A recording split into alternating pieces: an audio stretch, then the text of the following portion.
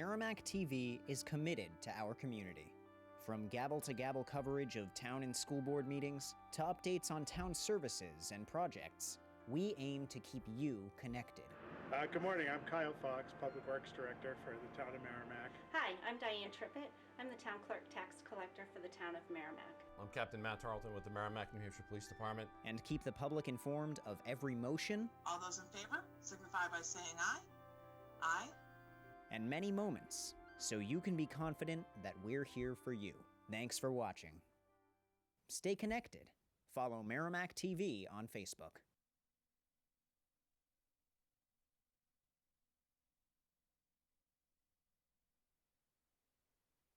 Rich, whenever you're ready, we can begin. Okay, thank you. Good evening, ladies and gentlemen. Welcome to the June 24th, 2020 Zoning Board of Adjustments meeting. Our next scheduled meeting is July 29th, 2020 at 7 p.m., which will also be done virtually through a Zoom meeting like we're doing tonight. Before we get started, I'll go ahead and read in the preamble. Good evening, ladies and gentlemen. For the benefit of those who have not attended these hearings, the procedure is as follows. Petitions will be heard in the order they were posted in the legal notice. However, the chairman may change the order with consent of the board to expedite the public hearing as appropriate. The board will treat all petitioners, their representatives, abutters, and other interested parties fairly and with respect. We allow each petitioner to state why his or her petition should be granted. Following the petitioner's statement, any abutter or interested party is allowed to speak for or against the petition. In the interest of time, or in the interest of getting all facts, we will go around a second time. The board may elicit testimony at any point, but we cannot allow any cross discussion. All discussion must be directed to the board. Also, we ask that you do not repeat yourself or your neighbor's testimony. If you wish to just indicate concurrence, please do so. After hearing all facts regarding the petition, the chairman will close the public hearing, and the board will deliberate and vote on the petition before moving on to the next petition. You can expect fairness and impartiality by this board. The zoning board is empowered to legalize the breaking of the town zoning ordinance, and this is not done lightly. State law and local ordinances set out the criteria that must be met in order for this board to grant your petition. I remind you that it is your responsibility to prove your case so that this board has justification for granting the petition. The minimum requirements are listed in the form you received from the Community Development Office, and it would be helpful if you proceed on that basis. Please turn off all cell phones and pagers, although I suppose that piece you wouldn't want to do right now during a Zoom meeting. So the next piece here that I have, I will also need to read in, is that as chair of the Merrimack Zoning Board of Adjustment, due to the COVID-19 crisis and in accordance with Governor Sununu's Emergency Order Number 12, pursuant to Executive Order 2020-04, this board is authorized to meet electronically. Please note there is no physical location to observe and listen contemporaneously to the meeting, which was authorized pursuant to the governor's emergency order. However, in accordance with the emergency order, this is to confirm that we are A, providing public access to the meeting by telephone with additional access possibilities by video or other electronic means. We're utilizing Zoom platform for this electronic meeting.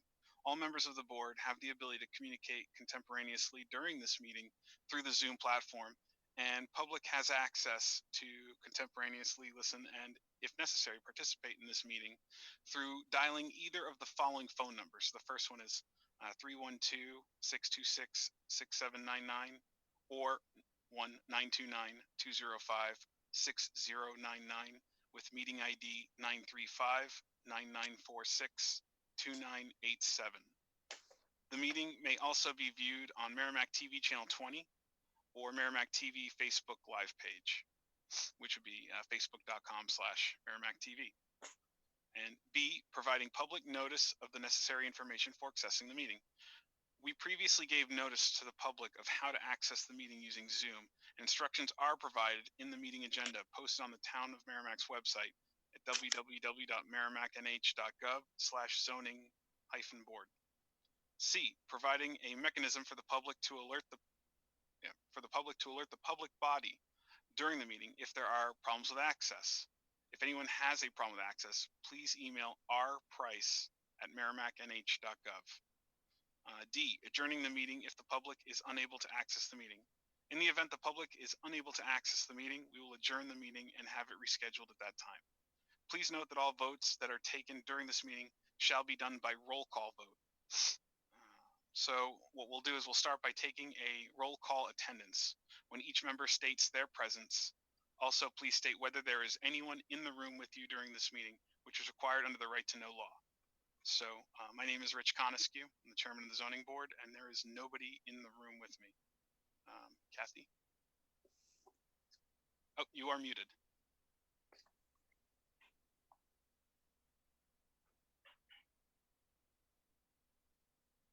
Okay, now I'm unmuted. My name is Kathy Stroud, and there is no one in the room with me. All right. Drew? Duffy, and there's nobody in the room with me. Okay. Ben? Ben Niles, and there's nobody in the room with me. All right. Patrick?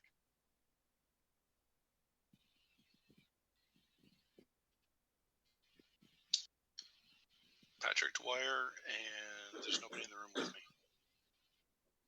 Okay. So for tonight's meeting, Drew, if I could have you sit in for Lynn, and Ben, if I could have you sit in for Rod. That will bring us to a, thank you. That will bring us to a board of 5. So now that we have that out of the way, Robert, do you have anything that you'd like to add about RCL Realty before we get started? I just want to make note that it came to light today that an abutter notification error had occurred for the RCL Realty project where not every abutter was properly notified. Given that, staff strongly recommends the ZBA table all RCL Realty applications pending on the agenda tonight to a future meeting so that we can re-notify everyone properly. Now, with that being said, Robert, is that something that we would vote on? No, it does not require a vote to continue or anything. It's just the chair can say that those applications have been removed from the agenda. Okay. So then with that being said, with the staff recommendations, we will table the items 3 through 9 for RCL Realty LLC, as not all abutters were notified, so they will be re-noticed. And that will be heard, Robert, at the next zoning board meeting? That is correct. That's the idea. We will be sending out new notice. The applicant will provide us new information, and we'll go from there, ideally to get them on the July 29th meeting. Okay. So those will be tabled until the July 29th meeting where we will have the abutters able to attend. So that brings us to item number 10, which is Governor's Hill Court Petitioner and Richard and Marilyn Brown owners variance under section 3.02 of the zoning ordinance to permit a lot following a lot line adjustment with 23,885 square feet of lot area, whereas 100,000 square feet is required. 150 feet of depth area, or of depth, whereas 300 feet is required, and 150 feet of frontage, whereas 250 feet is required. The parcel is located 31 Constant Street in the R1 Residential by Soils District, tax map 6D, lot 137, case ZBA 2020-17. Before we get started with this petition, Robert, do you have anything that you would like to add regarding this petition or the petitions being heard in 10 through 12? Not at this time. I would just advise everyone in attendance that this is strictly about a lot line adjustment and nothing additional or extra than that. And with that, I would be willing to turn it over to Greg Michael and Matt Peterson to make the presentation. Okay, please. Thank you, Mr. Chairman. Members, good evening. Attorney Greg Michael on behalf of the applicants, Governor's Hill Corporation and Richard and Marilyn Brown. As Robert just alluded to, although you've read a litany of different things, what this is are 2 lots in the old Level Acres subdivision that was approved many, many years ago, actually by the Board of Selectmen signing off on it before we had a planning board. And we're dealing with grandfathered lots of record. The Brown lot has been built. The Governor's Court lot has not been built on. That's a vacant lot. And they're planning to do some development in this area in a proper and logical way. There are many lots affected by wetlands that can't be built on in this particular area. When the surveyors and others went out to more or less reaffirm some of the lines, some of the areas associated with the subdivision, they discovered that the Browns had constructed a small shed that actually ends up on the Governor's Hill Court property. If you've looked at the plan, and plans were furnished to you from Keach Nordstrom, Matt Peterson will be discussing this with you briefly. It shows that the shed, the small shed, again, is over the line. The parties came together, and thank goodness we're not fighting about anything. What we're trying to do is get this encroachment resolved in a manner that's acceptable to both parties, specifically by changing the lot line slightly. The lots at the end of the day will remain the same size. The lots at the end of the day will have the same frontage that they have now. The lots at the end of the day don't really change. It's just that one area, as you can see from the plan that's been furnished to you, allows them to, in effect, swap a small amount of land to allow the Browns to keep their shed and allow Governor's Hill Court to have a property without a title problem in relation to that encroachment. That's really it in a nutshell. The town takes the position, and we're not arguing that tonight. I want to make that clear. We filed an administrative appeal, which if the variance is granted, I believe that the criteria for a variance are being met and will be met this evening, then that matter, the administrative appeal matter, which we have filed along with this, since we're, reasonable people can differ regarding the impact of what we're trying to do. We're not arguing that tonight. If the variance is granted, that will be withdrawn 30 days. Once the appeal period runs on the variance, we will be withdrawing that, and it will no longer come before the board. That's the gist of where we are. Again, without me beating the horse much more, I just want to say that both lots are non-conforming now. They remain non-conforming. There's no good way to increase the size of these lots since there's been construction built on a number of the abutting parcels. And we believe that this is a fair, reasonable way to get this matter resolved. It's unfortunate we need to come to the board. We are moving lot lines, and it's important that these things are recorded on properly approved plans. The planning board will also have to take a look at this and allow the lot line relocation plan to be approved. So they would be looking at it as well. With that, I'm going to turn it over to Matt. He helped prepare the criteria, and I felt it appropriate that he take up the 5 variance criteria for you. Both he and I will be available, of course, for any questions from the board as it relates to this, what we believe to be a very reasonable request. Matt? Actually, before you get started, Matt, I do apologize. I forgot to swear both of you in. So if I could have you raise your right hands, and you swear to tell the truth, the whole truth, and nothing but the truth? I do. I do and I did. How's that? I affirm my statements that are the truth. And I want to say that for the record. I will affirm the statements I've made are true to the best of my knowledge and belief in accordance with the oath that you've just given me, Mr. Chairman. Okay? Absolutely. Thank you. And my apologies for not catching that in the beginning. Hey, this is a whole new ball game for everybody. So a few minor missteps are probably allowed. We'll leave it at that. I'll turn it over to Matt now if the board will allow. Thank you. All right. Good evening, Matt Peterson with Keach Nordstrom Associates. Are you guys able to see my screen? Did that get shared with the rest of you? Excellent. Yes. So the 2 lots we're talking about, first one is right here, is lot 137. This is obviously the existing house that Greg has been talking about. These owners here have been longtime Merrimack residents. At the time that they were living in this house, they had a septic plan that they were going off of. They felt that it had accurate boundary information. That's when they put this shed in this location here. They then also put in a small landscape retaining wall to the back of the driveway, and then they kind of added an extra space on the driveway here.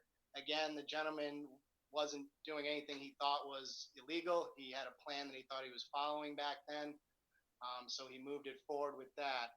The photos, as you can see here, Pretty heavily treed on the side here. The wall is right back in here. It's just at the end of the driveway. The wall's right up in here. This is the pavement that comes off to the side that's on our property. The shed is internally in the woods here. It'd be kind of hard to remove at this point. As you can see, it's overgrown in there. So that's kind of where we're at, where it started. And then what happened is the owners of Governor's lot next to us here, they approached the town in February to get a letter from Robert on what they should do. Again, trying to be good neighbors and not trying to create an issue with this gentleman. He's a retired vet, has some health issues, wanted to kind of help them out and not make it a big issue to move everything. So at the time on February 4th here, we got a letter from Robert that stated that, nope, just go forward the lot line adjustment, no variance would be needed. However, our client then hired us. We went forward, did all the work, submitted the plans. However, in March, town made a second determination, not on our parcel, but I think on the parcel that was supposed to be in front of you guys earlier, changed the determination on how they would look at this stuff, and then said, we would like you to go to get the variance. So as Greg said, pretty minor stuff that we're doing here. The lot line that was straight down right here, we're taking 700 feet out of this lot right up in here, and we're adding 700 feet down in here. So it's an even swap of parcels. Even swap of frontage will be the same at the end of the day. The lot depth will be the same at the end of the day, and the lot area will be the same at the end of the day. So two non-conforming lots that are not going to become any more non-conforming. They'll be basically the exact same lot that they were before, with a kind of a weird lot line between the two. With that, I'm just going to kind of go through the 5 criteria for you guys and then answer any questions that you may or may not have afterwards. Granting the variance would not be contrary to the public interest. Again, based on the current request by this applicant to swap 700 square feet of land between 2 non-conforming lots of record, we do not believe this request is contrary to the public interest because the land swap between the 2 lots will result in the same lot area, the same lot depth, same lot frontage before and after this proposal. So there is no effect to the public with this request. Also, the general public interest of lot area, lot depth, and lot frontage to ensure lots will have significant buildable area to construct a residential home with infrastructure, which these lots have based on the existing homes that exist today along Constant Street. So, if we could just stop at each item, only because to get questions out of the way. So, the question that I have is just clarification. So, my understanding of this is that the whole purpose of this lot line adjustment is actually because the abutter in this case, I'm trying to read the lot numbers off here, but so basically, 137. So 137, they basically built on the other side of their driveway, which was not their property. So instead of rectifying that and requiring that they remove it, you're giving them that space in exchange for an equal amount of frontage. Equal amount of land area. I apologize. Yeah, equal amount of land area that happens to be frontage. No. It's additional. Well, it's additional frontage on their part, is what I'm trying to say. I'm sorry. No. Or they lose frontage, you gain frontage, but you're giving them the. All right. Nobody loses or gains anything. So right here at the corner. Yep. This point here. So it's still the same frontage pre and post. Still the same frontage pre and post. It bends and goes up around their shed here. So the frontage doesn't change on either lots. 158.9 and 156.2 pre and post. Oh. So there's no change in frontage at all. Nope.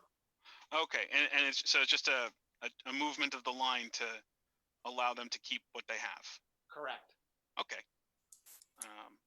I guess with that, does anyone else on the board have any questions? No. All right. I guess to number 2.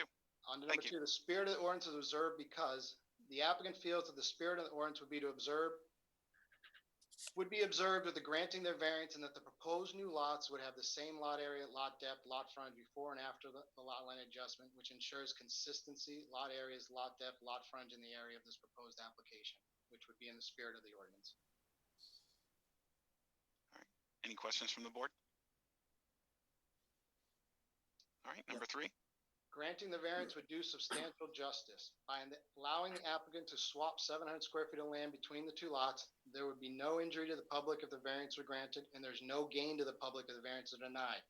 Therefore, the applicant believes substantial justice would be done for the applicant by granting the variance. Any questions by the board? All right, number 4.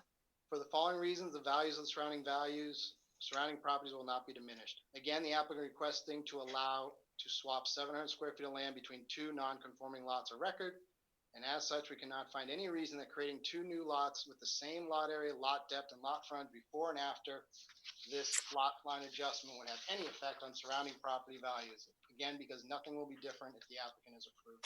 The application is approved. All right, any questions from the board?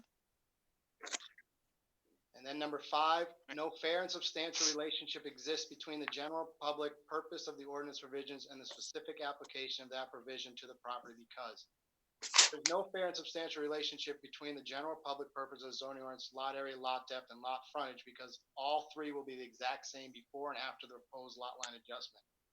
The unnecessary hardship can be seen in the enclosed photos that outline the encroachment of the existing shed, pavement, fence, retaining wall that would all have to be relocated if the variance was not granted for this property. Okay. And number 2? Number 2, the proposed use is a reasonable one. Again, the request is to allow a 700 square foot land swap between two non-conforming residential lots, which are zoned residential and are similar in lot area, lot depth, and lot frontage, as are all the surrounding lots in the area. And as such, the applicant believes the request is a reasonable one. All right, excellent. Are there... Thank you, and I'd take any questions. Thank you. Are there any questions from the board right now? All right. So at this time, what I will do is I will open up the board to the public. And the way this will work is there should be a phone number at the bottom of the screen, similar to one of the ones I read earlier.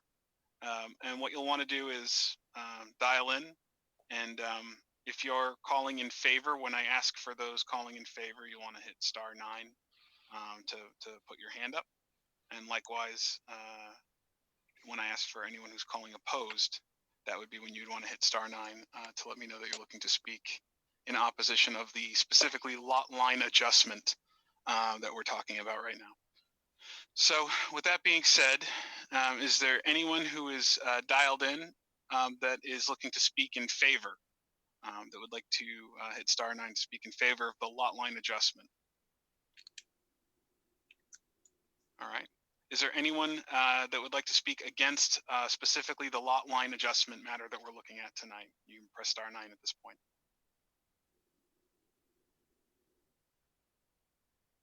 All right. I haven't seen any movement one way or the other, so what we will do is we'll go ahead and close the public portion of the hearing.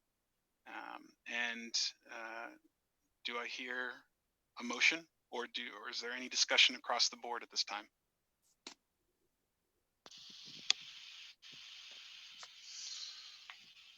I'd like to make a motion. Okay. Having major computer issues. Hold on a second. Okay, you just won't be able to see me make the motion. I'd like to make a motion to approve Governor's Hill Petitioner and Richard and Marlene Brown owners variance under section 3.02 of the zoning ordinance to permit a lot following a lot line adjustment with 23,885 square feet of lot area, whereas 100,000 square feet is required. 150 feet of depth, whereas 300 feet is required, and 150 feet of frontage, whereas 250 feet are required. The parcel is located at 31 Constant Street in the R Residential by Soils District, Tax Map 6, Lot 137, Case ZBA 2020 number 2020-17, and that's it. Rich? Yes. If I could just suggest Patrick add a condition of approval to his motion to make the variance subject to planning board approval for a lot line adjustment. Okay, so I didn't see that. I was looking to see if there was any. It was not in the memo. so approval based upon the condition that the final lot line adjustment is approved by the planning board. Thank you. Right. Yep. All right. Do I have a second? I second. Okay. So a motion made by Patrick, seconded by Drew. So what I will do is I will go down the list of participants and ask each of you if you are in agreement with the motion. So, Patrick, since you made it, are you in favor of the motion? Yes. Drew, are you in favor of the motion? Yes. Kathy, are you in favor of the motion? Yes. Ben, are you in favor of the motion? Yes. And I as well am in favor of the motion. So that is 5-0-0. That variance passes with, of course, the 30-day grace period. And that brings us to item number 11. Governor's Hill Court Petitioner Owner Variance under Section 3.02 of the zoning ordinance to permit a lot following a lot line adjustment with 26,689 square feet of lot area, whereas 100,000 square feet is required, 150 feet of depth, whereas 300 feet is required, and 150 feet of square foot frontage, where 250 feet is required. Parcels located at 33 Constance Street in the R1 Residential by Soil District, Tax Map 6D, Lot 136, Case ZBA 2020-18. All right. To incorporate, Mr. Chairman, members, Attorney Michael, I'd just like to incorporate by reference the statements that we've already made regarding this matter. I don't know that there's a reason to go through it, but I want to incorporate all of Matt's comments and mine as it relates to this request as well. I think that's the best way to handle this. If the chair wishes something different, of course, that's at the discretion of the board. Right, because essentially this is a second variance for the other property for basically the exact same petition. You can't do one without the other. So, Robert, would you say that that's fair to use the same criteria on both? Yes, absolutely. All right. Then with that being said, thank you, Attorney Greg Michael. I will go ahead and move to opening the public hearing at this point, and we'll proceed like that. So for everyone that's dialed in, if there's anyone that's looking to speak in favor of this lot line adjustment, please press *9 now. If there is anyone that is looking to speak against this lot line adjustment, please press *9 now. All right. In that case, I will close the public portion. And do I hear a motion or other discussion from the board? I'd like to make a motion to approve. Governor's camera is not working. Okay. Motion to approve Governor Hill's variance under Section 3.02 of the zoning ordinance to permit a lot following a lot line adjustment with 26,689 square feet of lot area, whereas 100,000 square feet is required, 150 feet of depth, whereas 300 feet is required, and 150 feet of frontage, whereas 200 feet is required. The parcel is located in the R1 Hills District Tax Map 6D, Lot 136, Case ZBA 2018.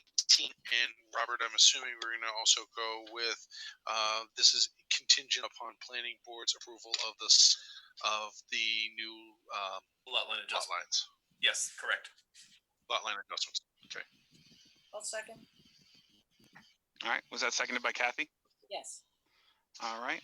So with that being said, Patrick, are you in favor? Yes. Kathy, are you in favor? Yes. Ben, are you in favor? Yes. Drew, are you in favor? Oh, sorry, Drew, I was trying to unmute you. Oh, yes. All right, and I as well am in favor. So this will pass 5-0-0. And based on earlier comment, does this mean that the appeal of administrative decision is being pulled? The administrative appeal will be I would appreciate having it tabled for 30 days, just in case there's an appeal of this matter. I don't want to have to refile it. Once the 30 days passes, we will contact Robert and it will be pulled, assuming there's no appeal. Okay.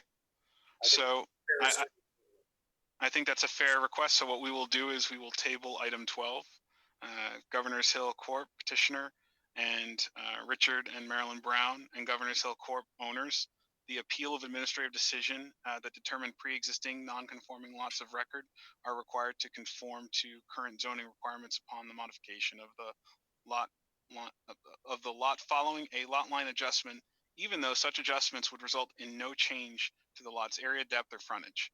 Parcels are located at 31 and 33 Constant Street in the R1 Residential by Soils District, tax map 6D, lots 137 and 136, case number ZBA 2020-19. So that will be tabled to the July 29th meeting. We'd have to have a motion to continue it formally to preserve the rights, so they wouldn't have to re-notify abutters for that meeting just to withdraw it. Yeah. Okay, so we'd want to continue this. All right. In that case, from the board, motion continue.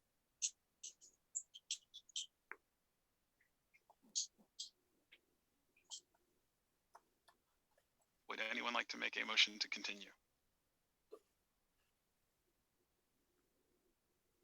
I'd like to make a motion to continue.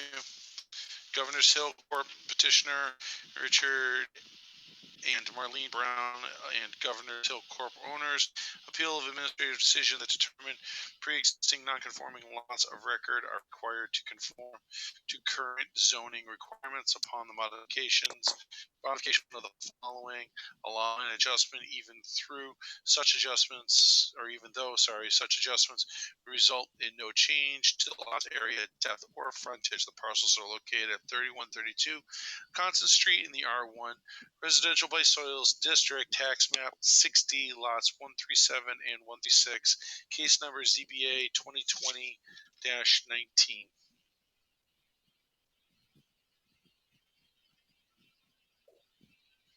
Do I have a second? I'll second. Okay, motion made by Patrick, seconded by Kathy. Patrick, are you in favor? I am in favor. Kathy, are you in favor? I am. Drew, are you in favor? Okay, and Ben, are you in favor? Yes. Okay, and I as well am in favor, so that motion will be continued 5-0-0. Or that petition will be continued. Thank you for your time tonight. I appreciate the technological assistance and have a good rest of the week. Thank you. Thank you guys, and you as well. You too. All right, so we're on to number 13, Herrick Flats LLC petitioner and Senko Realty Trust owner, special exception under section 2.02.3C1 of the zoning ordinance to allow for a residential use in the C2 General Commercial District. The parcel is located at 106 Herrick Street in the C2 General Commercial, I1 Industrial, and Aquifer Conservation Districts. Tax map 3D-2, lot 021, case ZBA 2020-20. And if I could just have anyone who's looking to speak on this petition, please raise your right hand. And do you swear to tell the truth, the whole truth, and nothing but the truth? I do. All right, thank you. And if I could just have, all right, thank you. And if I could just have you folks introduce yourselves and then talk to us a little bit about the special exception. I'm Kyle Worth, and I'm here representing Herrick Flats LLC. And we currently have a purchase and sale agreement with Senko Realty Trust on this property, contingent upon approvals at tonight's meeting. And Jeff from TF Moran is assisting us with the civil and site plan side of this project. All right. Please feel free to go ahead and walk us through what's happening here. All right, I'm going to do a screen share here.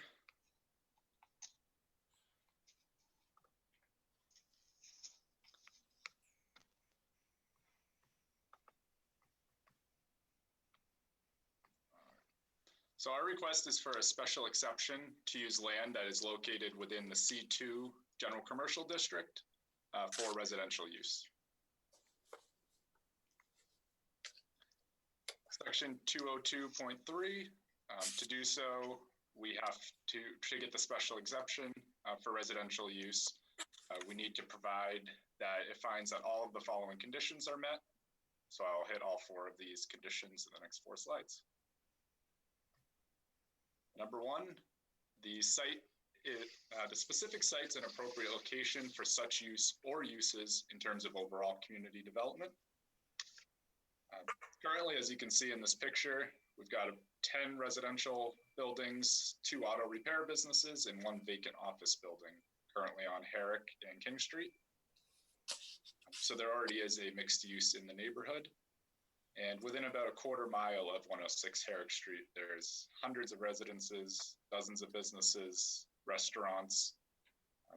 Overall, having a multifamily residential use, it would fit in with overall community development.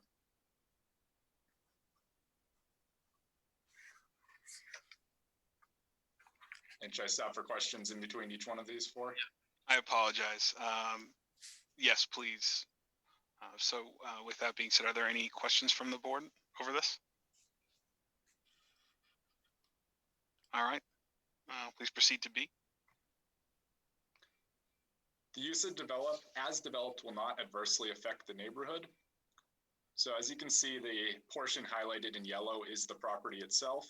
The driveway would be located on the northeastern corner of the property. So this driveway would enter before any of the other residences or businesses existing on Herrick Street. So this will lead to no increased traffic for these existing businesses or residents. Multifamily residential is also more of an intense use than the single family usage just to the north, but pretty less intense than the industrial and commercial use that will be going on with the new MyBox storage facility to the south, as well as the vacant lot to the east. So it's a good transition from what exists to what will be going in. All right, thank you. Any questions from the board? I think that where it says the use of the development will not adversely affect the neighborhood, I think that is actually wrong. There's going to be an increased amount of traffic on Herrick because I don't think you're going to try to pull out on Daniel Webster. So you're talking about increasing the traffic in that area. That's actually that it will adversely affect the neighborhood. Being as somebody who lives up on the north end of Route 3 and the north end of Merrimack and is dealing with traffic from the development right by right down the road, the new commons that just came in. I don't know if I necessarily agree with that. You're going to have a lot more traffic there, given the size of the building that we're going to put there. So I don't know if I necessarily agree that it's not going to adversely affect the neighborhood. I think it really is. I don't agree with the no increase in traffic in the existing residents. Yeah, there will be an increase in traffic in the existing residents because you're going to have people in the building. That statement can't even be true. I mean, of course there's going to be an increase in traffic. I mean, unless nobody's going to live in the building. I mean, it's just my take on that. Just to clarify, the only entrance is from on the bottom left of this picture, where Daniel Webster and Herrick Street intersect. So all the existing residences past that. As the intention was that there won't be cars passing their driveways. So they're actually right, but there's still be an increased amount of traffic on. Right, but there's still be an increased amount of traffic on Daniel Webster and at the bottom of Herrick. So anyone coming out of Herrick is going to still have to deal with that traffic. So there will be an increase in traffic. Yes, to say that there's no increase in traffic, there will be. Even if you put the driveway there. So there will be. There will be an increase in traffic, but not significantly different than it was developed as commercial or industrial uses that could go there as well, especially during the peak hours. I'm having trouble hearing the speaker. Okay, I'll try to speak up. So there will be traffic at the intersection, but it won't be significantly different than if it was developed as industrial or commercial use that are allowed in that area already.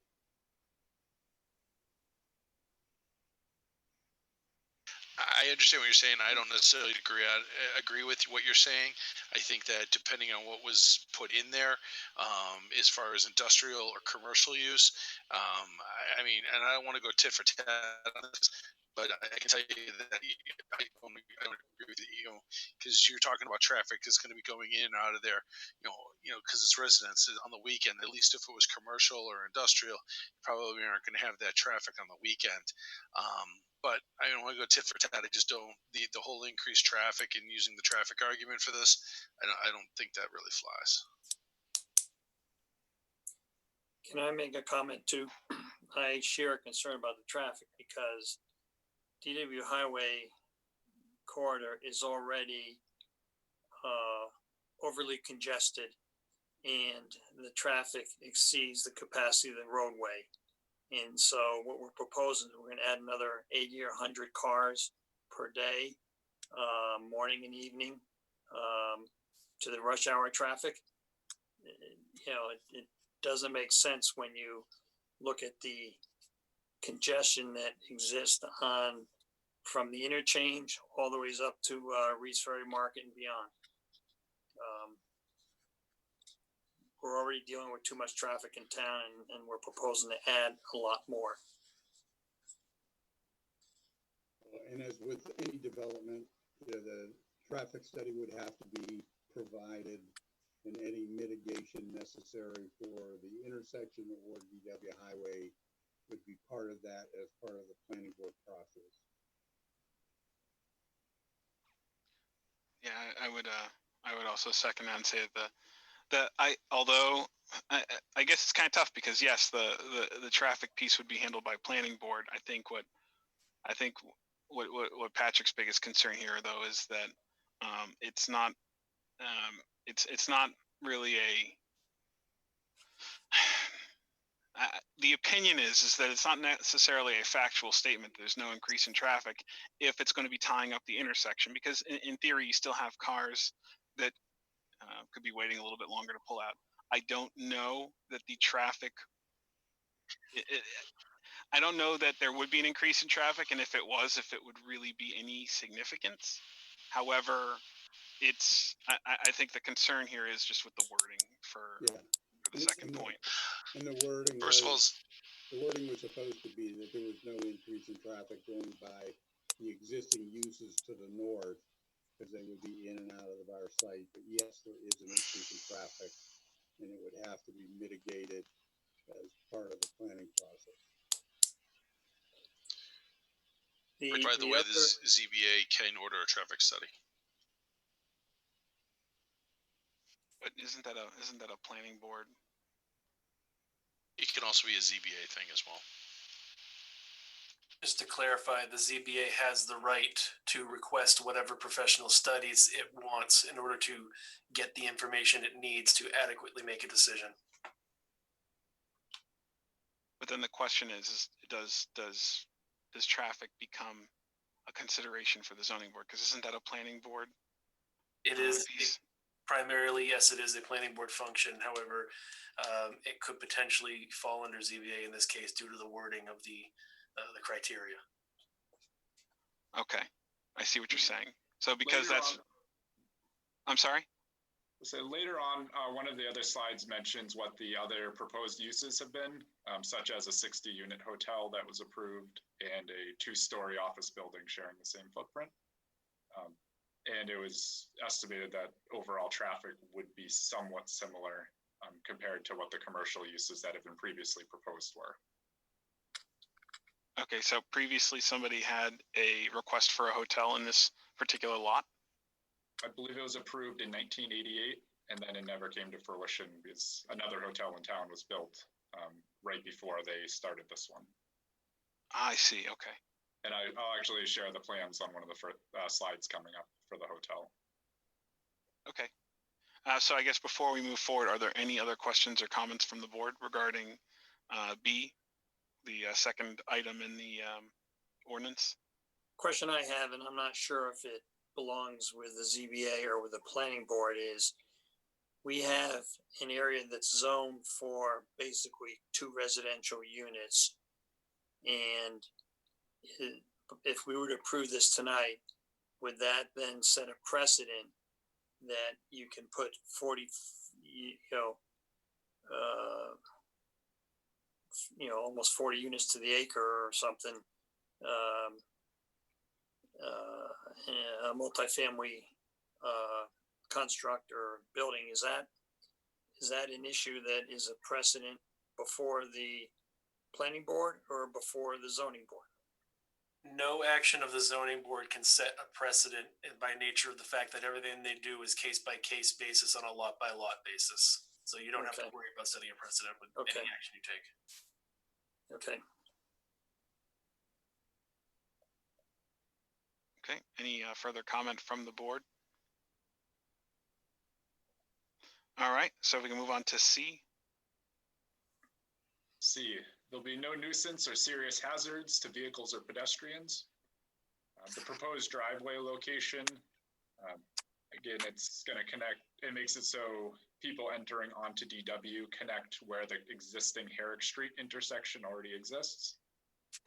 In that location, there's 2 northbound, 2 southbound lanes, plus a wide turning lane in the middle and breakdown lanes. I work down at Harris Pond Office Park, so I frequently pull in and out of there during rush hour. And traffic as is, it's very easy there until you get about 300 yards north, and then it gets very congested. There's also no other driveways or streets merging onto DW for 360 feet to the south, and 610 feet to the north. So people merging from Herrick to DW aren't battling with other properties that are also turning and entering. In terms of pedestrians, we also are proposing a sidewalk along DW Highway to encourage safe pedestrian travel.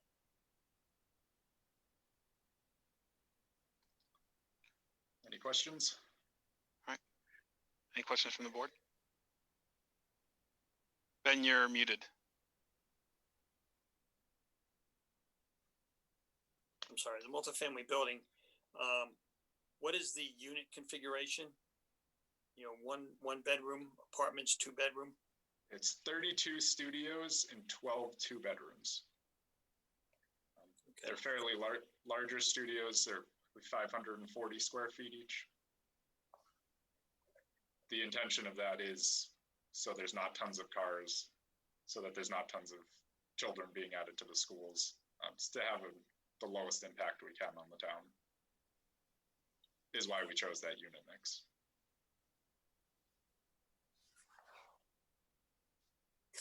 Any further questions? All right, so if we want to move on to D. D is that adequate and appropriate facilities will be provided for the proper operation of the multifamily use of this property. Municipal sewer and water will be brought to the site. Adequate parking spaces at or above what code currently requires, as well as adequate trash disposal and screenings to make sure it's visually appealing. All right. And any questions from the board?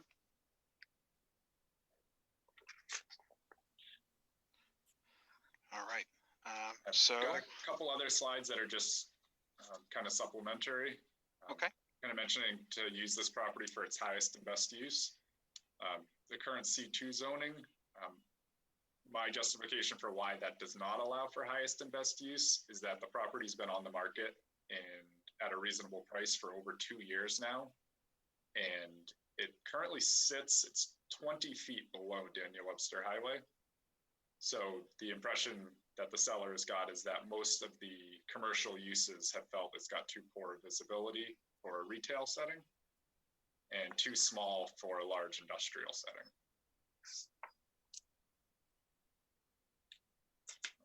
Also, similar properties in the C2 zone. You all know all of these in Merrimack, but those are ones that have previously been granted multifamily use in a C2 zone. So, but I guess the question is, I don't believe that they have the same density. Correct.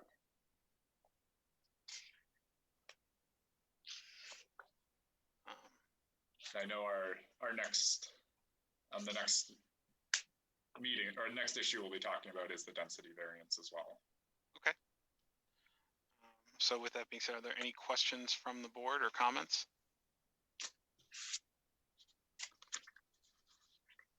All right. So what I'll do at this moment is open up to the public, the public hearing portion. So at the bottom of the screen, there should be the phone number that you would dial to speak about this special exception. And again, all comments are addressed to the board. So for those of you that are already please press *9 if you're looking to speak in favor of the special exception.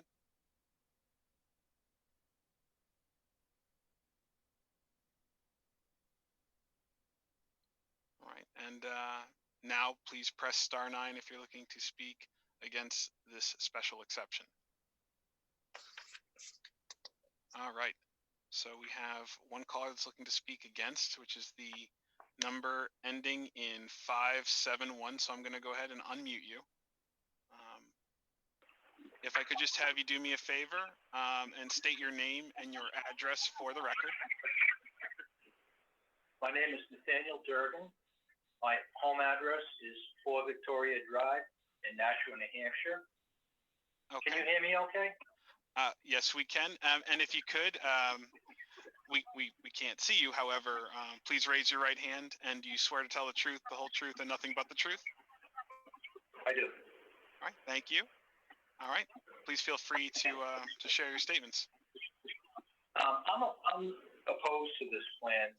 I am a landowner on Herrick Street. I own the lot directly across from this proposed site. And I also own the vacant office building that was the AMRO Environmental Laboratory up until February of 2020. I just purchased that in February. My long-term plans for that entire site, I own a total of 8 acres in that area of Herrick. I own a 3.84 acre site that is directly across from his site that over the past few months we've had cleared approval from the town. We've had it logged and cleared and getting ready for an industrial development. We also own a lot, and we've owned it. That lot I just referred to, we've owned since 2012. We also own a lot that we purchased back in 2010, which is the lot in back of the AMRO building. And it connects to the lot that 3.84 acre lot. It abuts that lot. It has a pole barn in the back of it, and that's a 4.5 acre lot. So there's a total of approximately 9 acres that I own back there with an 8,000 square foot building on it. The building has approximately 6,000 square feet of warehouse, industrial, high ceiling space, and the rest is office area. My intention with that is to physically move my current operation, which is Yankee Industrial Supply, from 68 Daniel Webster Highway to the AMRO building, which is at 111 Herrick Drive, building that I just purchased in February of this year. My plan is to, once I finish the renovations, the building needs to be brought up to code. It's probably going to be another 3 to 4 months before we're ready to move into it. But I'm planning on moving away from Daniel Webster Highway, or from Daniel Webster Highway, number 68, which is a building that we own on Daniel Webster Highway, but moving my entire Yankee Industrial Supply operation into the AMRO building, or the 111 Herrick Drive. My intention of moving my business there was so that eventually I can actually start developing the additional 8 acres that I own just on those 2 lots. And that's why we've cleared the land. We wanted to see what we're dealing with as far as what was behind that mess of trees. So the reason I'm opposed to the plan, there's several reasons. Number one, I truly believe that it's going to have a negative impact on my ability to market and develop that land as industrial use. If there's a residential lot that literally is in the drive path of tractor trailers that need to service this facility. The driveway that he's proposing is directly across the driveway that would service those three sites, which is prior to the current residential area, keeping the tractor trailers off of King Street, which is beyond the Emerald building and it's in the residential area, in order to service the back lot of the 4.5. I know it's a little confusing, but my intention is to develop that 8 acres, or a total of 9 acres, as an industrial development in the future. And I really do believe that it's negative. But one of the issues too is the safety of Herrick Street. It's a very narrow street. It's a downhill slope. I don't know what the degree is, but it's also a left-hand blind turn. If you look at the lot layout on it, there's a piece of land that is not part of his property that is wooded that creates a blind left-hand turn for anybody going down Herrick. If you've got a 50,000-pound tractor trailer loaded with nuts and bolts coming to my facility, and you've got 44 families trying to exit a driveway, it's creating, I believe it's creating a severe safety issue. The walkway that or the sidewalk that he proposes is only on the Daniel Webster portion, I believe. I didn't really see much of the plan, but the sidewalk is only along Daniel Webster Highway, and I don't believe there's any sidewalk access from the exit of his facility up around Herrick. But that would create a major safety issue. I can only picture a woman walking a baby up that hill and a tractor trailer coming down. It's just it doesn't fit that character of that industrial area. Another issue too is there's absolutely no area for the kids to play in that area. When I purchased the building in February and cleared the land, the reason I did it because people were riding ATVs in my 3.84 acre lot, which is the lot directly across the street from him. And for liability reasons, I asked them to stop. And then we cleared the land so that they couldn't ride in there. What they did is they moved their ATV riding over to the land that he's proposing to put the hotel on, and they've begun to ride their ATVs right on Herrick Street, which creates a safety issue. So we've already got a safety issue on Herrick Street that I think needs to be dealt with. I think this would just magnify that issue. And not only that, the parking that is proposed for his facility, I think it's 54 parking slots for 44 families. I can't imagine if somebody had a birthday party or if somebody had an event, any type of event, the parking would probably be all along Herrick, which would create a serious safety issue with cars parked on Herrick Street and people trying to get in or out, or emergency vehicles trying to get in or out. My concern too, from an industrial standpoint, would be that if there's a strong safety issue going down to that area, I could imagine drivers refusing to make deliveries into that area, which would have a significant effect on my business. It would cripple my business if drivers refuse to come down. And, traffic issue, I just want to make one point. I have been doing a lot of work between my site at 68 Daniel Webster Highway, which is in South Merrimack, and coming back and forth between the 111 Herrick Drive. And I'll tell you, to make that left turn out of Herrick onto DW to go south is a very dangerous turn. I believe I'm going to have to maybe address that with my industrial development. That could be a potential issue. I can't imagine what that would be for a residential. So the only thing that I would like to point out is I'm not really sure about the industrial points that you bring up, but what we're looking at is a special exception because of the fact that residence is allowed in this area. So C2 general commercial it allows for a residential. Special exception just means they have to prove that they've met the 4 points. It's not like a variance where we're trying to give them permission to build something in a place where they shouldn't be. The special exceptions means they actually can build there. They just have to prove that they're able to. So there's really no.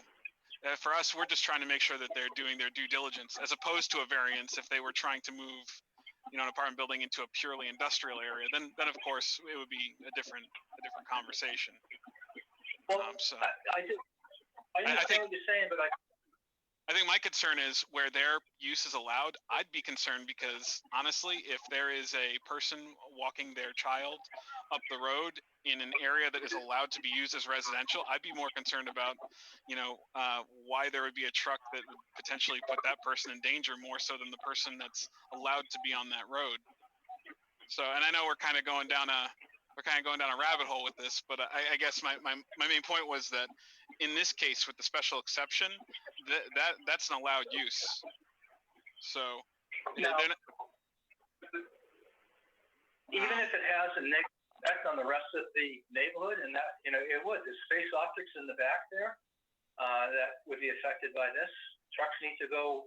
There's only one entrance into Herrick, or into that whole area down there, and it's that Herrick entrance. So,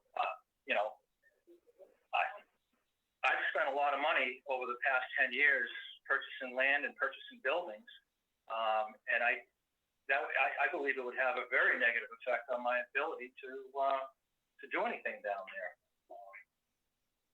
Okay. With a residential, especially with that type of residential, it's not like he's just asking for, 1 or 2 homes to be built there. He's talking about 44 families. That's true, that's true. And just to kind of hone in, this is what we're talking about right now. So that's the variance, and that's a good point to bring up for the variance. But right now, what we're talking about is purely the special exception and their ability to put a residence in an area that is zoned for general commercial and industrial, where that is an allowed usage because of the fact it's general commercial. So that right now is just trying to clarify that they've dotted their I's and crossed their T's at this point with a special exception, again, because we're not looking at the variance yet where we're talking about the 44 units. We're just talking about the fact that what they're doing is an allowed use, but have they met the 4 criteria for the allowance to happen is basically what we're talking about right now. Okay, thank you. Okay, I apologize. I just wanted to make sure that we were all on the same page. So with that being said, I am going to go ahead and mute you and give the petitioners an opportunity to speak on some of the points that you've brought up. Oh, thank you. So if you guys, Jeff and Kyle, would like to add to the comments. Well, again, traffic is not going to be significantly different than if it was one of the other permitted uses, whether it be a commercial, industrial use on this. Yeah, Jeff, we can't hear you. Do you have something covering your mic? Okay. Can you hear me better? Yes. Okay. Yes, a little bit, yeah. So traffic would not be significantly different for this use than other uses that are permitted. And the safety issues that were raised or brought up, all need to be or will be addressed through that planning board process. So pedestrian access from our site to Daniel Webster, all that would be addressed during a site plan design. We would have to, prove that out. As far as how Herrick Street is, the town road, so it's, if there are improvements warranted because of our added traffic, we would have to do that as part of mitigation for our development, as would any industrial user coming in on this street as well. So, I think those things aren't unique to what we're asking for. Thank you. And, Kyle, I don't know if you want to add anything. I agree just on the proposed uses that have been marketed. They'd be similar footprints, similar size buildings. They would have similar amount of parking spaces, likely creating a similar amount of traffic.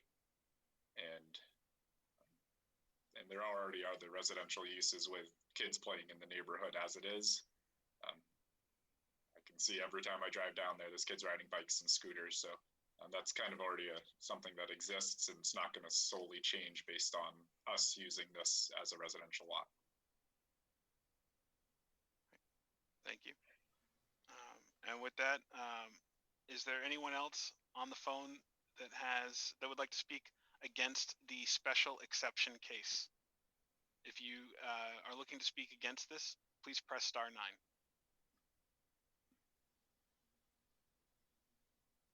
All right, so I do have another caller, the number ending in 254. If you could please state your name and your address, please. Hi, I'm Amy Annable, and I live at 64 Century Way, which is kind of across the street from the proposed site. Okay, and if you could please raise your right hand. Do you swear to tell the truth, the whole truth, and nothing but the truth? I do. All right, thank you, Amy. And if you'd like to go ahead and let us know what your comments are. Okay, so this is all new to me, so so I'm just going to make some comments, and I don't know if this is the place, but okay. You had mentioned that the place was proposed to be a hotel setting in 1987, I think it was, or 89, somewhere around there. At that point in time, the traffic is the big thing for us, because we have those new apartments that are just down the street behind the nursery school, and then there's new apartments behind kind of near Cinemagic. So there's been a ton of new housing that has been placed recently within the past year in that same area. So that's a concern. The traffic is definitely a concern, but also I'm concerned about the water usage, because we're already in a drought situation, and I don't know if this is where I need to bring this up. But residents use more water than industrial sites, and well, depending on the industrial site. So those are just concerns that I'm thinking of. Well, because going down DW Highway at rush hour is really difficult. It's packed up, and I know a couple of the board members had mentioned that earlier. So that's all I'd like to mention. All right, absolutely, thank you. So we'll do our best to address that. So I'll go ahead and do is mute you and then pass it over to Jeff and Kyle to talk more about that. Again, traffic will have to be mitigated as is determined during a traffic impact analysis. As far as the water, we will have to get a letter from the water company basically stating that they can service the facility. Again, that's part of the planning board process, but we would have to make sure we had adequate water and pressure to service the apartments. Yep. Kyle, did you have anything to add? No, kind of the same with the traffic as we spoke about with Nate. Just whatever the proposed use is, it's going to increase traffic a lot based on the size of the buildings that have been proposed there. Absolutely. And of course, I should also mention as a reminder to everyone on or watching that when these go through planning board, they go through a similar process. So a lot of the comments that end up getting brought up at the zoning board really are something that can be addressed better, I think, by the planning board. So that's absolutely a good point. Is there anyone else that is looking to speak against the special exception case? If you are, please press *9 now.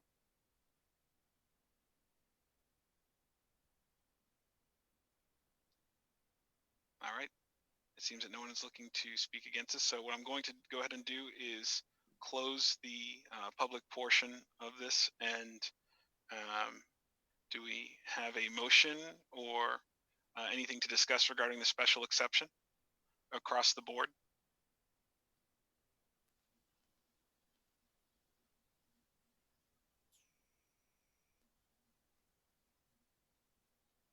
Would somebody on the board like to make a motion?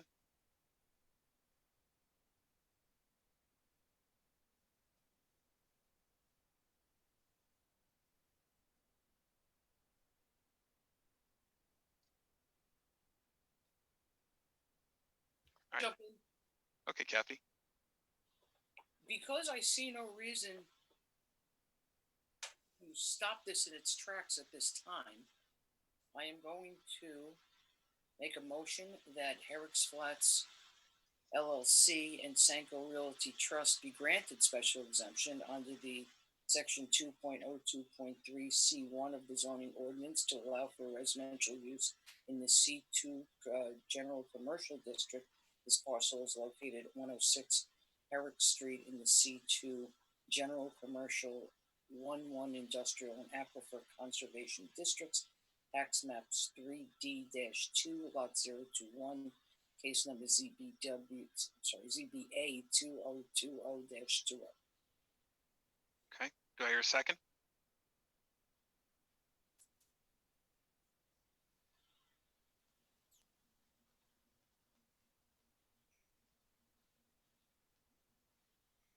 So just because you second a motion doesn't mean you're in favor of it, but I do need somebody to second the motion.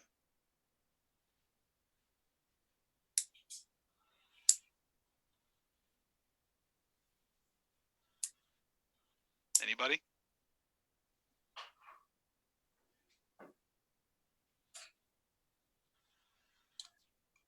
So failing a second, I would say the motion fails for lack of a second, and I would suggest that you seek a motion to deny.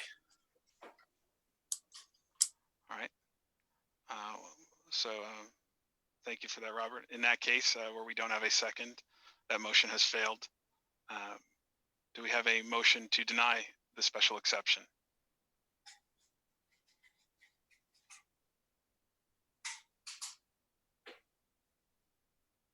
I'll make a motion to deny the special exception. Okay. In order to deny, remember the board has to give specific reasons as to why they are denying. So valid point. So what you'll want to do, Ben, is make your motion to deny and read out the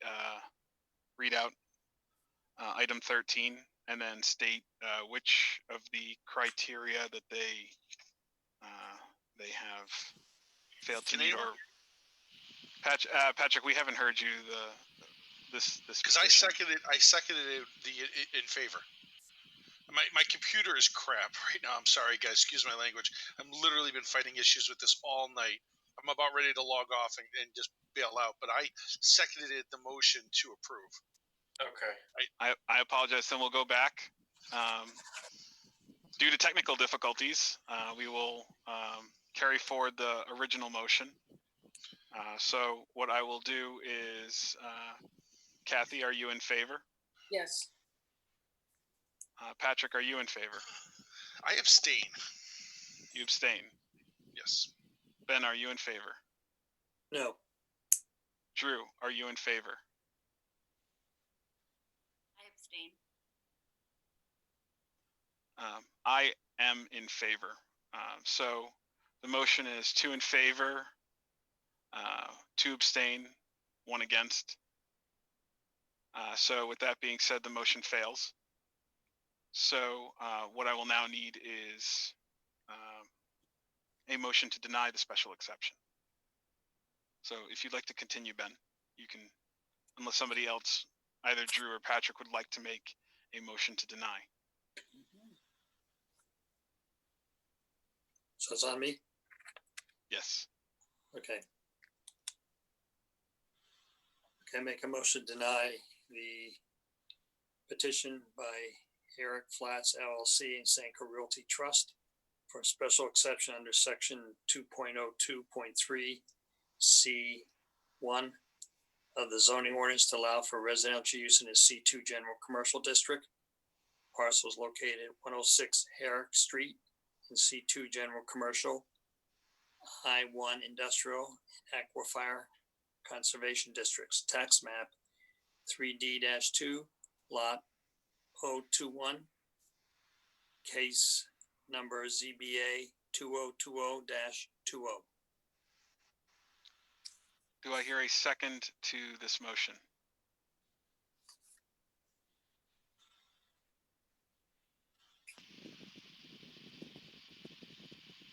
Second. Okay. So motion made to deny the petition by Ben, seconded by Patrick. Sorry, All right. did we have to say if it was A, B, C, or D? That was.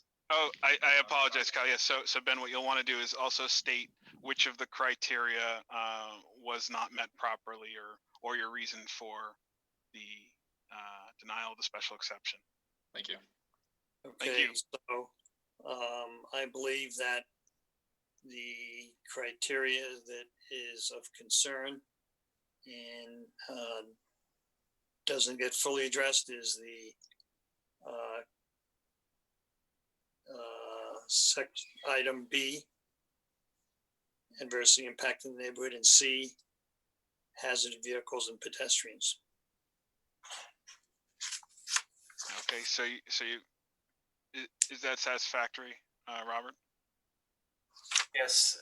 So I have it that the motion would be that Ben is voting, or making a motion to deny, seconded by Patrick, because the petitioner has failed to adequately demonstrate that the use as developed will not adversely affect the neighborhood, and that there will be no nuisance or serious hazard to pedestrians or vehicles. Okay. So, all right, that sounds correct, and it was seconded by Patrick. So, Ben, are you in favor of denying this petition? Yes. Patrick, are you in favor of denying this petition? Yes. Kathy, are you in favor of denying this petition? No. Drew, are you in favor of denying this petition? Yes. I am not in favor of denying this petition. So, 3 are for denying the petition, and 2 are against. So the special exception petition has been denied. However, you have 30 days to appeal. And with that being said, so Robert, does that mean that we table or continue item 14, or? At this time, I would suggest either the applicant withdraws it to preserve their rights for the future should they appeal, or the ZBA just deem the application moot at this point, because there's no enabling action on the special exception to allow them to act on the variance. Okay. So with that being said, Jeff and Kyle, would you like to withdraw, or should I? Do you have a preference? I think we'd withdraw right now, and we would get back to you if we're gonna. Okay. All right. So with that, thank you very much. With that being said, item number 14 has now been withdrawn by the petitioners. So with that being said, and looks like we are done with that. And thank you guys for your time. Thank you. Thank you. And so number 15, discussion, possible action regarding other items of concern. So for those of you on the board, Kathy, Drew, Ben, Patrick, do you have any other items of concern that you'd like to talk about? All right. Then we're on to 16, approval of minutes. Who would like to make a motion? Make a motion. We approve the minutes from last meeting. Okay. Do I hear a second? Second. All right, motion to approve minutes by Drew, seconded by Patrick. Drew, you in favor? I'm sorry, I could not hear you. Yes. Okay, thank you. Patrick? Yes. Kathy? Yes. Ben? Yes. And I approve as well, so 5-0-0. Which brings us to the final motion. I make a motion to adjourn. Anyone seconding? Second. All right. Drew, you in favor? Yes. Ben in favor? Yes. Patrick in favor? Sure. Yeah. Kathy in favor? No, I'll abstain. Kathy, you would. All right. So I'm in favor. 4-1-0, or is that 4-0-1? 4-0-1. 4-0-1. Okay. All right. Good night, everybody. Good night.